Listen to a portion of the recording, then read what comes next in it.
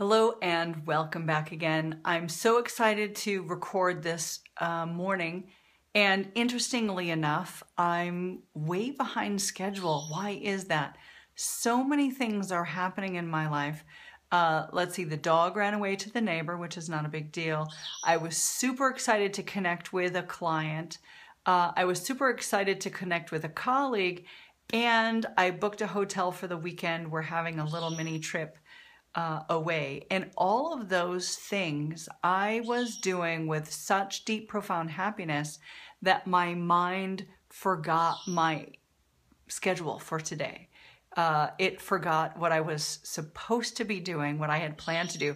So here we are an hour later, and I'm super excited to share with you something about vinegar that I realized over the weekend and the connection between happiness and vinegar. Now, get this, I've got a couple of props. One is this very full glass of water, and if you can imagine yourself as being an empty vessel that is primed for being filled with your choice of liquid, that will give us a strong foundation for where we start. So just a little bit of background. Recently, I have been upset, turned over. There's a situation that I've been offended by. I've felt really like I don't have a choice and imposed upon. I may have mentioned it before. And being imposed upon feels to me like I don't have any choices.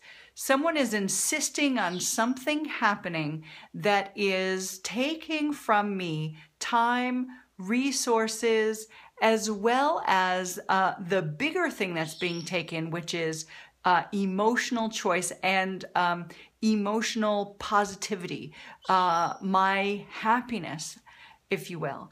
And it's been an upsetting situation. It's been very disconcerting and has given me some great opportunities to think about happiness and to try to understand happiness during times when there isn't much to be happy for, and we're faced with a situation or circumstances that are hugely difficult, an obstacle that needs to be gotten over, around, through, and not feeling like you have the means or the choice to do it. So with regard to that, I realized that if I were not full, right? So here's a glass that's not full. If I'm only happy this much, if myself, being an open vessel, only has a certain amount of happiness in it, then this empty space can be filled with something. And in my case, I was filling this empty space with someone else's imposition on me and my time and my resources. And I was super unhappy about it. That imposition was a lot like vinegar. And when you add vinegar, check this out, vinegar, look what happens. Everything turns vinegar. Do you see that? So I was in a situation where I had not learned the ability to maintain deep, profound happiness in my entire being, which would look like this, right? An entire full glass of my choice. Now understand, we being empty vessels can fill ourselves with anything we choose, and that is our free will. So I can choose to be angry. I can choose to be joyful. I can choose to be jealous. I can choose to be happy. I can choose to be envious. I can choose to be excited. I get to choose whatever is in occupying the space of my empty vessel. And what I realized was that because I was not filling myself to the brim with profound, deep, and utter happiness, no matter what, then someone else was filling a part of my vessel with what they chose, and I ended up being tainted.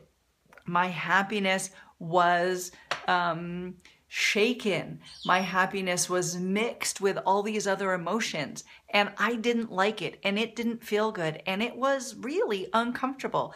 And I spoke with my husband about it and talked about all the reasons why this should not have happened, why I shouldn't have had this vinegar state in my life. And the truth is, if I had been full of happiness and full to the brim, there would have been no room for anything else. My long departed father was instrumental in helping me understand this critical principle, because this was a man who was full of happiness and love all the time. And there were very few instances when he had any space available for other people to add things. So let me encourage you to seek deep within yourself and discover what it is that you can create to increase your happiness all the way to the top. You get to choose happiness. It is something that is your birthright, and you deserve all the happiness in the world.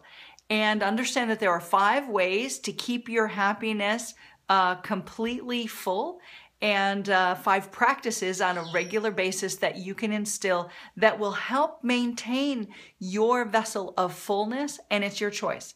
So understand, if you're not feeling happy, if you're feeling anything less than complete love and compassion for those around you, it's because there's some space. You've left some open space for other things.